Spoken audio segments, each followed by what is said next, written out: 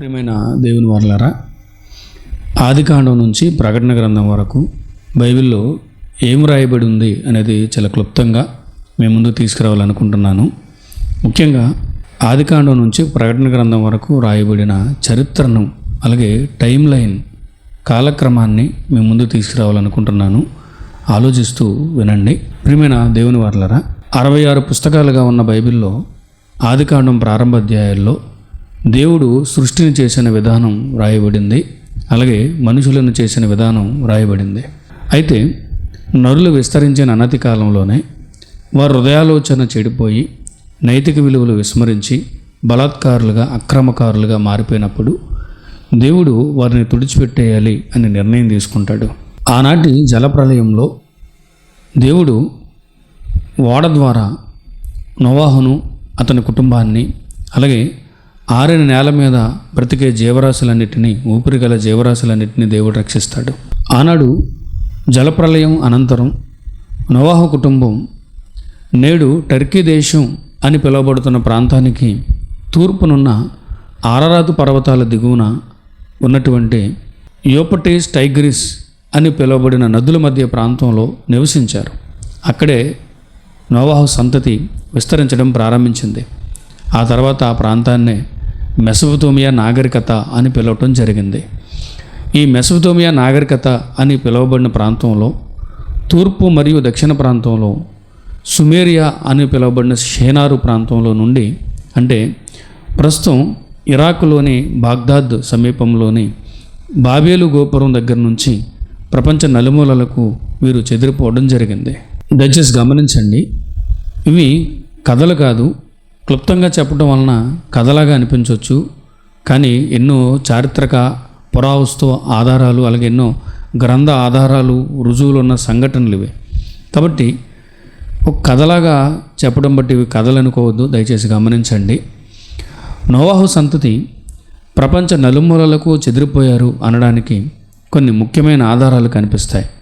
ప్రస్తుతం Africa, Asia, Europe ఖండాలుగా పిలువబడుతున్న ప్రాంతాల్లో పురాతన పేర్లు నోవాహు కుటుంబంలో మూల పురుషుల పేర్లు ఉండటం చాలా ఆశ్చర్యదాయకం. అలాగే మెసొపొతేమియా నాగరికత ప్రపంచంలో మొట్టమొదటి నాగరికత అనడానికి కూడా ఎన్నో రుజువులు ఉన్నాయి. కాబట్టి ఈ విషయాలు కథలు కాదు అని గుర్తెరిగి ప్రతి ఒక్కరు కూడా జాగ్రత్తగా వినాల్సినటువంటి అవసరం ఉంది.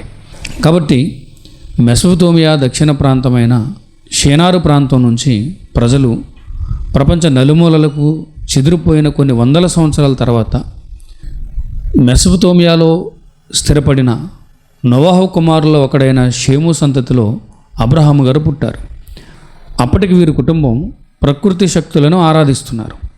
వీరి కుటుంబమే కాదు, అబ్రహాము గారి కాలానికి ఈ భూమి మీద 4 ప్రధాన నాగరికతలు ఉన్నాయి. 1 మెసొపొతేమియా, 2 ఈజిప్టు, 3 సింధు నాగరికత, 4 చైనా నాగరికత. ఈ 4 నాగరికతల్లో కూడా ప్రకృతి శక్తులనే ఆరాధిస్తున్నారు. మెసొపొతేమియా ప్రాంతంలో జిగ్గురాత్ అనే దేవాలయాలను ఏర్పాటు చేసుకుని, అందులో పూజారులను కూడా ఏర్పాటు చేసుకుని అనేక మంది దేవతలను విగ్రహాలుగా నిలిపి ప్రకృతి శక్తులను ఆరాధించడం చరిత్రలో మనకు కనిపిస్తుంది. అలాగే ఈజిప్ట్ నాగరికతలో కూడా అప్పటికి ప్రకృతి శక్తులనే ఆరాధిస్తున్నారు. ముఖ్యంగా సూర్యుడు వీరి ప్రధాన ఆరాధ్య దైవం. ఇక 3వది సింధు నాగరికత. మన పూర్వీకులు, అంటే ప్రస్తుతం భారతదేశం లేదా ఇండియాగా పిలువబడుతున్నటువంటి దేశం యొక్క పూర్వీకులు సింధు ప్రజలు. ప్రస్తుతం పాకిస్తాన్, అలాగే పంజాబ్, గుజరాత్, రాజస్థాన్ ఈ ప్రాంతాలు ఏవైతే ఉన్నాయో ఈ ప్రాంతాల్లో ఒకప్పుడు మన దేశ మూలవాసులు నివసించారు. ఆ నాగరికతను సింధు నాగరికత అని పిలవడం జరిగింది. వీరు కూడా ప్రకృతి శక్తులనే ఆరాధించేవారు. ముఖ్యంగా అమ్మతల్లిని, పశుపతిని వీరు ఆరాధించినట్లుగా చరిత్రలో మనకు కనిపిస్తుంది. ఇక అప్పుడప్పుడే వేళ్ళు ఊనుకుంటున్నటువంటి నాగరికత చైనా నాగరికత. వీరు కూడా ప్రకృతి శక్తులనే ఆరాధించేవారు. అంటే నోవాహు ద్వారా ఉద్భవించినటువంటి జనములు విస్తరించిన కొన్ని వందల సంవత్సరాలకి ఈ ప్రపంచం ఎలా ఉంది అనేది మనం చూస్తే 4 నాగరికతలుగా అభివృద్ధి చెందింది అని మనకు అర్థమవుతుంది. 1 మెసొపొతేమియా నాగరికత, 2 ఈజిప్ట్ నాగరికత, 3 సింధు నాగరికత, 4 చైనా నాగరికత. కాబట్టి ప్రియమైన దేవుని వారలారా, ఈ నాగరికతల కాలంలో అంటే సుమారుగా క్రీస్తు పూర్వం 2000 సంవత్సరాల కాలంలో మెసొపొతేమియాలో నివసిస్తున్న షేము సంతతిలో పుట్టినవాడే అబ్రహాము గారు.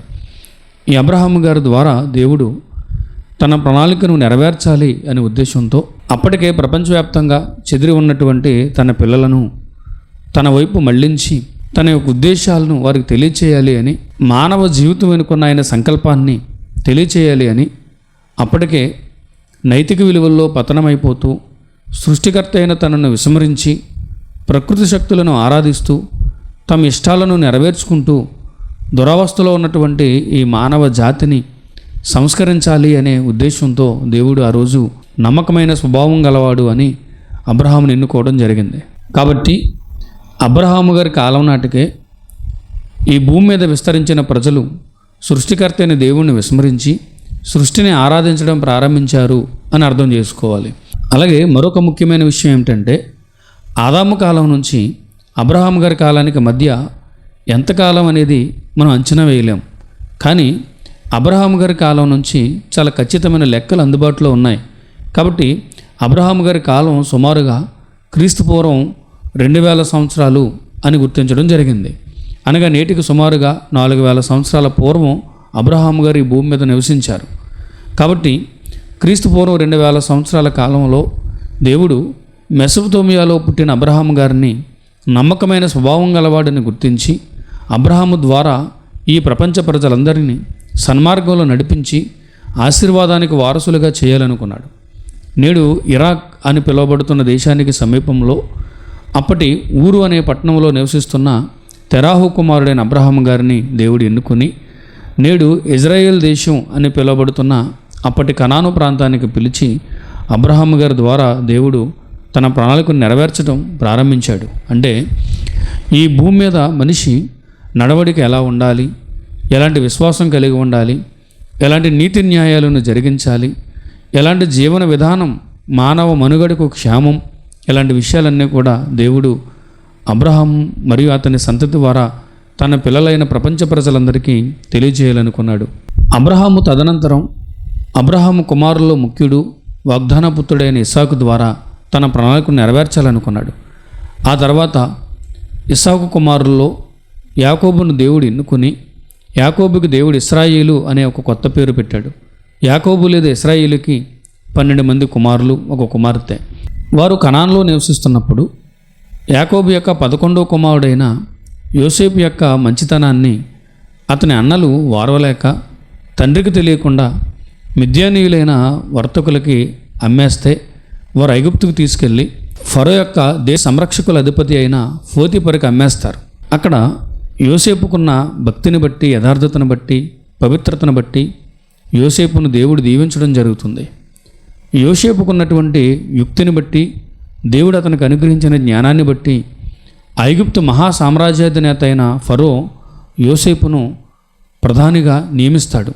ఆనాడు ఐగుప్తు సామ్రాజ్యంలో కొంతకాలానికి గొప్ప కరువు సంభవించినప్పుడు కనాను నుంచి యాకోబు కుమారులు ఐగుప్తులో ధాన్యం దొరుకుతుందని కొనుగోలు చేయడానికి వెళ్తారు. అప్పుడు యోసేపు తన అన్నలను చూసి వారిని క్షమించి, వారిని ఆదరించి, వారిని ధైర్యపరిచి తన కుటుంబం అంతటిని ఐగుప్తుకు రప్పిస్తాడు. సుమారుగా క్రీస్తు పూర్వం 1900 సంవత్సరాల కాలంలో యాకోబు లేదా ఇశ్రాయేలు సుమారు 70 మంది గల తన కుటుంబ సభ్యులతో ఐగుప్తుకు చేరుకుంటాడు. వీరే ఇశ్రాయేలుగా పిలువబడ్డారు. అటు తర్వాత అక్కడే యాకోబు మరణించడం జరుగుతుంది. యోసేపు మరియు అతని అన్నదమ్ముల తరం మరణించిన తర్వాత ఐగుప్తీయులు ఇశ్రాయేలుని బహు బాధలకు గురి చేస్తారు. ఆ తర్వాత దేవుడు ఇశ్రాయేలు మొరవిని వారి ప్రార్థన ఆలకించి భక్తుడైన మోషే నాయకత్వంలో వారిని విడిపించి కనానుకు తీసుకురావడం జరుగుతుంది. ఇశ్రాయేలు ఐగుప్తులో ఉన్న కాలం సుమారుగా 430 సంవత్సరాలు. అంటే సుమారు క్రీస్తు పూర్వం 1450 ఆ కాలంలో అరణ్య మార్గంలో లక్షల మందిగా ఉన్న ఇశ్రాయేలీలను ఐగుప్తు బానిసత్వం నుంచి విడిపించి కనానుకు నడిపించడం జరుగుతుంది. ఆ అరణ్య మార్గంలో ఉన్నప్పుడే సుమారుగా 600 నీతి సూత్రాలతో కూడినటువంటి 10 ఆజ్ఞలు గల ధర్మశాస్త్రాన్ని దేవుడు మోషే ద్వారా ఇశ్రాయేలుకు అందించడం జరుగుతుంది. ఐగుప్తు నుంచి కనాను ప్రయాణం సుమారుగా 40 సంవత్సరాలు సాగుతుంది. అటు తర్వాత యెహోషువ నాయకత్వంలో సుమారుగా క్రీస్తుపూర్వం 1400 సంవత్సరాల కాలంలో ఇశ్రాయేలీలు కనానులో అడుగుపెట్టడం జరుగుతుంది. గొప్ప యుద్ధాలను జరిగించి వీరి పితరుల స్వాస్థ్యమైన కనాను భూభాగాలను వీరు స్వాధీనం చేసుకోవడం జరుగుతుంది. అటు తర్వాత క్రీస్తుపూర్వం 1400 సంవత్సరాల కాలం నుంచి సుమారుగా క్రీస్తుపూర్వం 1050 సంవత్సరాల మధ్య సుమారు 350 సంవత్సరాల పాటు వీరిని న్యాయాధిపతులు పరిపాలించడం జరుగుతుంది. క్రీస్తుపూర్వం 1050 ఆ కాలంలో గొప్ప భక్తుడు సమూయేలు న్యాయాధిపతిగా ఉన్నప్పుడు ఇశ్రాయేల్ అందరూ తమ కొరకు ఒక రాజును ఏర్పాటు చేయమని వేడుకుంటారు. వారి విజ్ఞాపనను బట్టి సమూయేలు దేవుని అనుమతి తీసుకుని ఇశ్రాయేలీయుల్లో బెన్యామీను గోత్రానికి చెందిన సౌలును ఇశ్రాయేలీయుల మొట్టమొదటి రాజుగా ఎన్నుకోవడం జరుగుతుంది. ఆ తర్వాత ఇశ్రాయేలీయులు సౌలు తర్వాత ఇశ్రాయేలులో యోధా గోత్రానికి చెందిన దావీదు క్రీస్తుపూర్వం సుమారుగా 1000 సంవత్సరాల కాలంలో ఇశ్రాయేల్ రాజ్యానికి రాజు అవుతాడు. అతని తర్వాత అతని కుమారుడు సొలొమోను రాజు అవుతాడు. ఈ సొలొమోనే తన తండ్రి అయిన దావీదు ఆలోచన మేరకు క్రీస్తుపూర్వం సుమారుగా 960 ఆ కాలంలో గొప్ప దేవాలయమైన బంగారు దేవాలయాన్ని యెరూషలేములో నిర్మించడం జరుగుతుంది.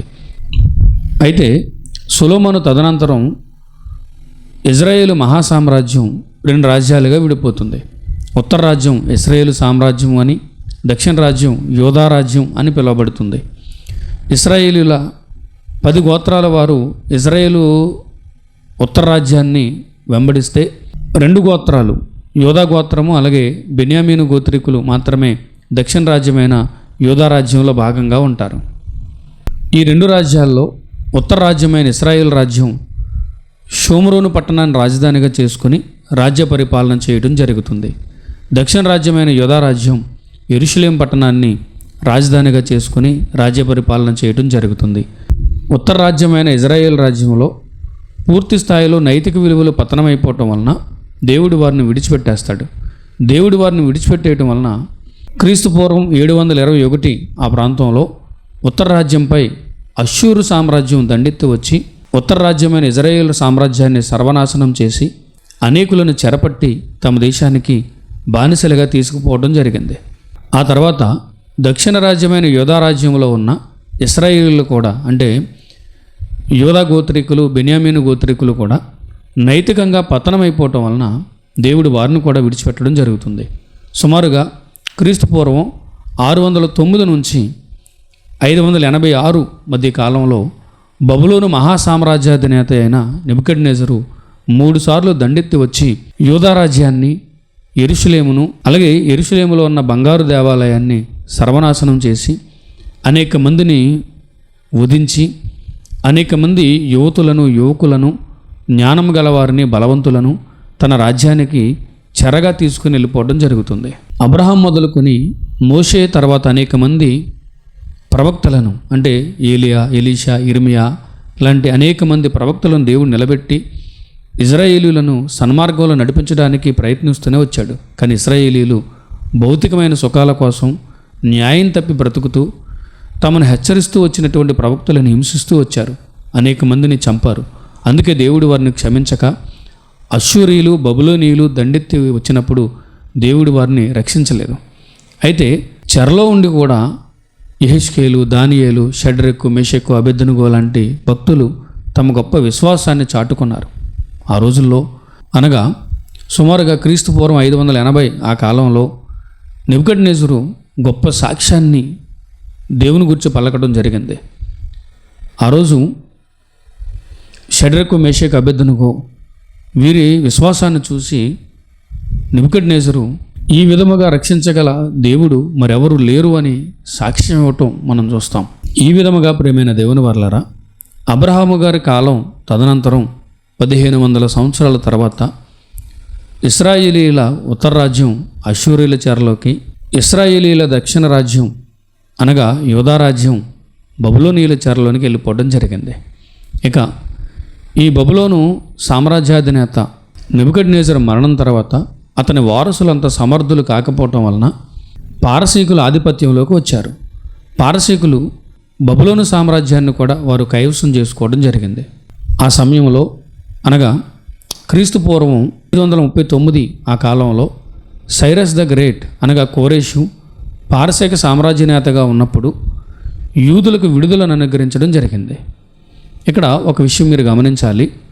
ఇశ్రాయేలు 12 గోత్రాల వారు ఇశ్రాయేలుగా పిలువబడినప్పటికీ దక్షిణ రాజ్యమైన యూదా రాజ్యం ఎక్కువ ప్రాధాన్యత కలిగి ఉండటం లేదా ప్రాబల్యం కలిగి ఉండటం వలన కాలక్రమంలో ఇశ్రాయేలులే యూదులుగా పిలువబడ్డారు అని ఇక్కడ మనం గమనించాలి. ఇక ఆ కాలంలో కోరేషు పారసీక దేశానికి అధినేతగా ఉన్నప్పుడు అనగా క్రీస్తు పూర్వం 539 ఆ కాలంలో వారి ఆధీనంలో ఉన్న బబులోను రాజ్యంలో ఉన్నటువంటి యూదులను తమ స్వదేశానికి వెళ్ళిపోవడానికి పర్మిషన్ ఇవ్వడం జరిగింది. అలాగే నెబుకద్నెజరు కొల్లగొట్టి తీసుకొచ్చిన యెరూషలేము మందిరంలో ఉన్న ఉపకరణములను కూడా తిరిగి ఇవ్వటం జరిగింది. అలాగే ప్రభుత్వం తరపున కూడా వారు తిరిగి వారి దేశంలో సెటిల్ అవ్వడానికి సహాయ సహకారాలు అందించడం జరుగుతుంది అని తాకీదు రాసి ప్రభుత్వం తరపున వారికి తగిన సహాయ సహకారాలు అందించడం జరిగింది సైరస్ ద గ్రేట్. దావీదు వంశీకుడైన జెరుబ్బాబేలు నాయకత్వంలో అనేకులు తిరిగి యెరూషలేము చేరుకోవడం జరిగింది. జెరుబ్బాబేలు నాయకత్వంలో హగ్గయి, జకర్యా ప్రవక్తల సూచనలతో హెచ్చరికలతో అలాగే పారసీక రాజుల సహకారంతో గతంలో యెరూషలేములో నెబుకద్నెజరు కూల్చేసిన మందిరం పునాదులపైన వీరు క్రీస్తు పూర్వం 520 ఆ ప్రాంతంలో మరొక మందిరాన్ని నిర్మించడం జరిగింది. దీనినే యెరూషలేములో రెండవ దేవుని మందిరం అని పిలవడం జరిగింది. ఆ తర్వాత కొంతకాలానికి పారసీక దేశంలో అహష్వేరోషు రాజుగా ఎస్తేర్ రాణిగా ఉన్న కాలం అనంతరం ప్రవక్త అయిన శాస్త్రి అయిన ఎజ్రా నాయకత్వంలో మరొక బృందం యెరూషలేముకు రావడం జరిగింది. యూదుల ప్రవర్తనను ధర్మశాస్త్రానికి విరుద్ధంగా వారు నడుచుకుంటున్న తీరును చూచి ఎజ్రా ఎంతో కలత చెందాడు, ఎంతో రోధించాడు, ఎంతో ప్రార్థించి వారికి ఎన్నో విషయాలు ధర్మశాస్త్రం నుంచి బోధించాడు. అయినప్పటికీ వారిలో మార్పు రాలేదు.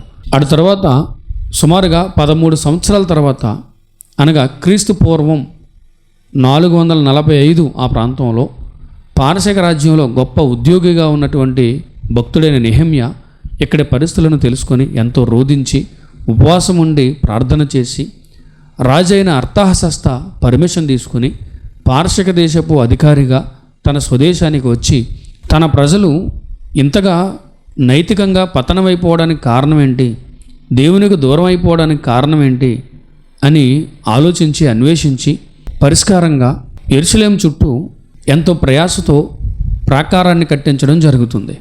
స్థానికంగా ఉన్నవారు ఎంత ప్రతిఘటించినా, ఎన్ని వ్యతిరేకతలు సృష్టించినా ధైర్యంగా నిలబడి విశ్వాసంతో పనిచేసి ఆ రోజు నెహెమ్యా నాయకత్వంలో యెరూషలేము చుట్టూ ప్రాకారాన్ని పునరుద్ధరించుకోవడం జరుగుతుంది. ఆ తర్వాత ధర్మశాస్త్రానికి అనుకూలంగా యూదా రాజ్యాన్ని నెహెమ్యా క్రమశిక్షణలో పెట్టడం జరుగుతుంది. మరలా రెండో మందిరంలో ఆరాధనలు, అర్పణలు, లేవీలను ఎన్నుకుని మరలా అక్కడ ధర్మశాస్త్రానికి అనుకూలమైనటువంటి కార్యక్రమాలు, పండుగలు ఇవన్నీ నిర్వహించడం జరుగుతుంది. ఈ విధంగా నెహెమ్యా నాయకత్వంలో తిరిగి యూదులను ధర్మశాస్త్రానికి అనుకూలంగా కొంతవరకు పునరుద్ధరించడం జరుగుతుంది. ఇక్కడతో పాత నిబంధనలో రాయబడినటువంటి చరిత్ర పూర్తవుతుంది. అయితే మలాకీ లాంటి పుస్తకాల్లో రాయబడినటువంటి చరిత్రను బట్టి ఆ తర్వాత కూడా యూదులు ధర్మశాస్త్రానికి విరుద్ధంగా మారిపోయారు అని మనకు అర్థమవుతుంది. ఇక ఆ తర్వాత ఈ యూదులే శాస్త్రులు, పరిసయ్యులు, సద్దుకయ్యులు, ప్రధాన యాజకులు ఇలా విడిపోయి ధర్మశాస్త్రాన్ని అడ్డుపెట్టుకుని న్యాయాన్ని అన్యాయంగా మార్చి ప్రజల పట్ల ఎంతో అన్యాయంగా నడుచుకోవటం మనం చూస్తాం. అలా 400 సంవత్సరాలు గడిచిన తర్వాత ప్రభువైన యేసుక్రీస్తు వారు శరీరధారిగా ఈ లోకానికి రావడం జరిగింది. అలా నెహెమ్యా గారి కాలం తర్వాత సుమారుగా 400 సంవత్సరాలు గడిచిన తర్వాత ప్రభువైన యేసుక్రీస్తు వారు శరీరధారిగా ఈ లోకానికి రావడం జరిగింది. అప్పటికి యూదా రాజ్యం హేరోదు కుటుంబీకుల నాయకత్వంలో రోమా సామ్రాజ్యం అధికారం క్రింద ఉంది. ప్రభువైన యేసుక్రీస్తు వారు మానవ జీవితం వెనుకున్న దేవుని అనాదికాల సంకల్పాన్ని, మరణానంతర జీవితాన్ని విస్తృతంగా బోధించారు. నిన్ను వలె నీ పొరుగువారిని ప్రేమించాలి అని, ఎవరికి అన్యాయం చేయకూడదు అని, మతం పేరట ఎవరిని దోచుకోకూడదు అని, మరణానంతరం తీర్పు ఉంటుంది అని, నీతిమంతులందరూ దేవుని రాజ్యంలో సదాకాలం ఉంటారు అని, అనీతిమంతులందరూ పాతాళంలో వేదనకరమైన స్థలానికి చేరుకోవాలని హెచ్చరించారు. ఎంతో నిరాడంబర జీవితాన్ని ఆయన గడిపారు. పరిశుద్ధతకు, పవిత్రతకు, ప్రేమకు నిలువెత్తు రూపంగా ఆయన ఈ లోకంలో జీవించారు. కానీ యూద మతాధికారులు, ప్రధాన యాజకులు, శాస్త్రులు, పరిసయ్యులు, సద్దుకయ్యులు వారవలేక ఆయన మీద పగబట్టి ఆయనకు సిలువ శిక్ష వేసి చంపాల్సిందిగా రోమా గవర్నర్ పొంతు పిలాతుని వారు వేడుకున్నారు. వారి కేకలు గెలిచాయి. అన్యాయంగా ఆయన్ని చంపించారు. అయితే ఆయన దేవుడై ఉండి కూడా మరణించడం వెనుక ఎన్నో ఆధ్యాత్మిక సత్యాలు దాగి ఉన్నాయి. శిష్యులు ఆయనను సమాధి చేశారు. 3వ దినాన్న ఆయన తిరిగి లేచాడు. అటు తర్వాత మరణానంతరం శాశ్వతమైన జీవితాన్ని గురించి ఎన్నో రుజువులు ఆనాటి సమాజానికి ఆయన తెలియజేశాడు. ఇక అటు తర్వాత ఆయన శిష్యులు, అపోస్తులు ప్రపంచవ్యాప్తంగా ఈ విషయాలను తెలియచేస్తూ మానవ జీవితం అంటే మరణంతో ముగిసిపోయేది కాదు అని, ఈ భూమి, ఈ విశ్వం, ఈ జీవరాశులు ఇవన్నీ దేవుని సృష్టి అని, భూమి మీదకి వచ్చిన మానవులంతా కూడా దేవుని ఇష్టాన్ని నెరవేర్చడానికి వచ్చిన వారు అని, అలా కాకుండా మనుషులు కులాల పేరట, మతాల పేరట, వర్గాల పేరట వైషమ్యాలను సృష్టించుకొని ఒకరికొకరు ఎన్నో అన్యాయాలు చేసుకుంటూ ఇదిగో జీవితాలను ఛిద్రం చేసుకుంటున్నారు అని, ఇది సరైనది కాదు అని, మానవ మనుగడికే ప్రమాదం అని గుర్తించినటువంటి, బోధింపబడినటువంటి అపోస్తులు ఆనాడు ప్రపంచ నలుమూలలకు చెదిరిపోయి ఈ సువార్తను, అనగా క్రీస్తు ఈ ప్రపంచానికి ఆయన బోధ, అలాగే ఆయన జనన మరణ పునరుత్థానముల సారాంశము అయినటువంటి ఈ సువార్తను వారు ప్రపంచ నలుమూలలకు తీసుకెళ్లడం జరిగింది. అదే క్రమంలో అపోస్తులలో తోమా లాంటి వారు మన దేశానికి కూడా ఆనాడే క్రీస్తు శకం 52 ఆ కాలంలో మన దేశానికి వచ్చి మన దేశంలో ఉన్న మనల్ని కూడా, మన పూర్వీకులను కూడా వారు సువార్త వైపు మళ్లించడం జరిగింది. ఈ 2000 సంవత్సరాలుగా ప్రభువైన యేసుక్రీస్తు వారు ఈ ప్రపంచానికి బోధించిన రక్షణ సువార్తను అర్థం చేసుకుని ప్రపంచంలో అనేక చోట్ల అనేక మంది దేవుని వైపు తిరుగుతూ ఈ భూమే శాశ్వతం కాదు అని, ఈ భూమి మీద ఉన్నటువంటి జీవితమే శాశ్వతం కాదు అని, భూమి మీదకి వచ్చిన ప్రతి ఒక్కరు కూడా ఆత్మలుగా తిరిగి వెళ్ళిపోవలసిన వారు అని, ఆత్మయే జీవింపజేయుచున్నది, శరీరము కేవలం నిష్ప్రయోజనం అని గుర్తెరిగి జాగ్రత్త పడుతున్న వారే క్రైస్తవులు, వారే క్రీస్తును అనుసరిస్తున్నవారు. కాబట్టి క్రీస్తు బోధనలకు అనుకూలంగా బ్రతకాలని నిర్ణయం తీసుకున్న వారే క్రైస్తవులు. అలా ఈ 2000 సంవత్సరాలుగా ప్రపంచంలో అనేక దేశాలు, కోట్ల కొలది ప్రజలు ఆయన ఉద్దేశాలను నమ్మి ఆయన్ని వెంబడించడం ప్రారంభించారు. ఆ క్రమంలోనే ఇదిగో ఈరోజు మనం ఇలాంటి విషయాలు తెలుసుకుంటూ మరింతగా దేవుని కొరకు బ్రతకాలి అని బైబిల్ ప్రారంభ మానవుల దగ్గర నుంచి నేటి వరకు అనేక రుజువులను తెలియజేస్తూ వచ్చినటువంటి అద్భుతమైన దివ్య గ్రంథం అని గుర్తెరిగి మన జీవితాలను దేవుని కొరకు ఉన్నతంగా నడిపించుకోవాలనే ఆలోచనతో బ్రతుకుతున్నాం. ఈ విధంగా అపోస్తులు ఆ రోజు ప్రభు చెప్పినటువంటి బోధను తెలుసుకుని, అర్థం చేసుకుని, తమ ప్రాణాల మీదకు వస్తున్నా సరే, తమను చంపుతున్నా సరే, ఈ సువార్తను అనేక ప్రాంతాలకు తీసుకెళ్ళి అనేక దేశాల ప్రజలకు ఈ సువార్తను ప్రకటిస్తూ వచ్చారు. ఆ క్రమంలో మన పూర్వీకులు, మనము రక్షణ గురించి అర్థం చేసుకొని ప్రభువైన యేసుక్రీస్తు వారు ఈ లోకానికి ఎందుకు రావాల్సి వచ్చింది, ఆయన ఏం బోధించారు అనే విషయాలను అర్థం చేసుకుని ఆయన వెంబడించడం ప్రారంభించాం. ఇదే క్రైస్తవ్యం. క్రైస్తవ్యం అనంటే ప్రారంభ మానవుడి దగ్గర నుంచి నేటి వరకు ఏం జరిగిందో అర్థం చేసుకుని, దేవుని అనాదికాల సంకల్పాన్ని అర్థం చేసుకుని, ఈ శరీరమే శాశ్వతం కాదు అని గుర్తించి, ఈ శరీరాన్ని నడిపిస్తున్నటువంటి ఆత్మలమైన మనం తిరిగి మరణం తర్వాత దేవుని అధీనంలోకి వెళ్ళిపోవాలి అని, అలా వెళ్ళిపోయినప్పుడు మనం అనీతిమంతులమైతే నిత్య శిక్షకు వెళ్ళిపోవాల్సి వస్తుంది అని, దేవుని కొరకు బ్రతికి యథార్థంగా భక్తి మార్గంలో మనం నడుచుకోగలిగితే దేవుడున్న మహాలోకానికి చేరుకుంటామని గుర్తెరిగి బ్రతికేవారే క్రైస్తవులు. ఇదే ప్రభు యొక్క బోధ యొక్క సారాంశం. కాబట్టి ఆదికాండం నుంచి ప్రకటన గ్రంథం వరకు ఏముంది అని మనం ఆలోచిస్తే ప్రియమైన దేవుని వారలారా, ప్రారంభ మానవుల దగ్గర నుంచి ప్రభువైన యేసుక్రీస్తు వారు ఈ లోకానికి రావటం వరకు జరిగినటువంటి చరిత్ర విస్తృతంగా బైబిల్లో రాయబడింది. ఇక ప్రకటన గ్రంథంలో స్పష్టంగా మనకు కనిపించే విషయం ఏంటి అని అంటే, ప్రభు మరలా రానై ఉన్నాడు. ఆయన మరలా వస్తాడు. వచ్చినప్పుడు నీతిమంతుల్ని ఆయనతో పాటు పరలోకానికి తీసుకెళ్తాడు. అంతవరకు అనీతిమంతులైన వారందరూ కూడా నిత్య శిక్షలోనికి జారిపోవాల్సి వస్తుంది. ఇది వాస్తవం. ఇది నమ్మిన వారే క్రైస్తవులు.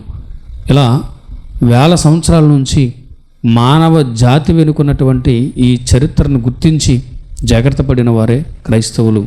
ఇవి కథలు కాదు, వాస్తవాలు, మన జీవిత సత్యం. దయచేసి అర్థం చేసుకోండి. అనేకులకు బైబిల్లో ఆదికాండం నుంచి ప్రకటన గ్రంథం వరకు రాయబడినటువంటి ఈ చరిత్ర, క్లుప్తంగా తీసుకొచ్చినటువంటి ఈ చరిత్రను అనేకులకి తెలియచేయండి.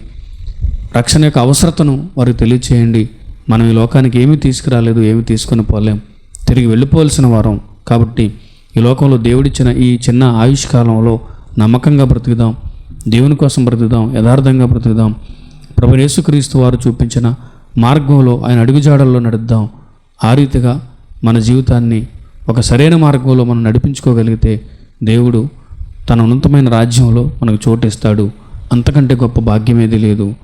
ఆ లోకాన్ని మనం కోల్పోవటం కంటే భయంకరమైన దుస్థితి మరొకటి ఉండదు. కాబట్టి ఆలోచిద్దాం, జాగ్రత్త పడదాం. కాబట్టి బైబిల్లో చెప్పబడినటువంటి ఈ సుదీర్ఘమైన వేల సంవత్సరాల చరిత్ర క్లుప్తంగా మనం తెలుసుకున్నాం. ఇది అర్థం చేసుకున్న మనం మరింతగా భక్తిభావంతో, విశ్వాసంతో మన జీవితాలను కొనసాగిద్దాం. అట్టి కృపను దేవుడు మనకు అందరికీ అనుగ్రహించునుగాక. ఆమేన్. God bless you all.